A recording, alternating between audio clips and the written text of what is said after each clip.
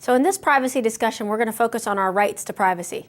This chapter introduces a lot of privacy concerns that have come about because of computers. 50 years ago, our privacy looked a lot different than it does today.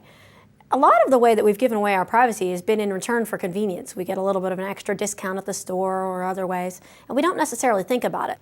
So as a starting point for this discussion, let's consider the question of what does privacy mean for you? What does it even mean to have your data be private, or what do you consider to be privacy? For example, do you assume that your email is private, or do you assume that your company or your school is able to read it? As another example, do you assume that the government is tracking your money transactions, or do you assume that if you spend cash that nobody's looking at it? So for a beginning to your post to this discussion board, consider thinking about what do you consider to be private and what do you consider to be open, and post some of those ideas. This discussion forum is intended to be a very broad discussion on privacy. The other discussion forums for this chapter are going to focus in on some more specific issues. And I'm going to give you a couple of examples, and I'd like it if you brought in some other examples from the news or other recent ways in which you have seen issues about privacy. So as one example that I read in the news recently, the question is, do you have the right to your own picture? Now this can be a picture of yourself specifically that I'm talking about. So if you post a picture, a selfie to Facebook or somewhere else, some other online forum, does that forum have the right to use your picture in an ad? Or does anybody else have the right to download your picture and use it in any other way? Another one that was recently announced is there's a startup company that's creating a product called Coin, and I'm not endorsing it, I'm just bringing this up as an example of privacy.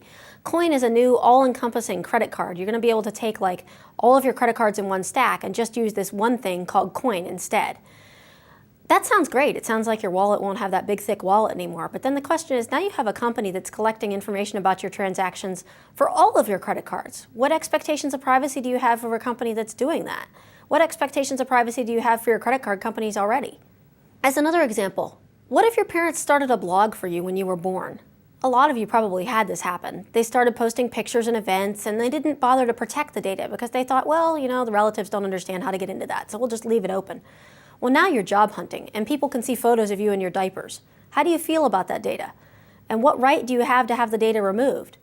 And remember, your parents don't control all the copies of the photos. So by this question about rights, I'm not asking about your rights with your parents. I'm asking about your rights on the data online, in the digital cloud.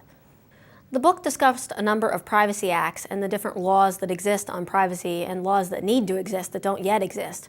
But one that it didn't talk about that I think is highly relevant to you is called FERPA, or the Federal Educational Rights to Privacy Act. So FERPA controls who can see your educational records. So for example, when you're a minor, that is when you're below 18 in the United States, your parents have the rights to your records at school. As an adult, or 18 and above, you have the right to your records. This is important if you need to be able to see what people have written about your records or see just what's in your record about you. Another effect of FERPA is that your parents can't call your teachers while you're in college anymore if you are struggling, unless you give permission.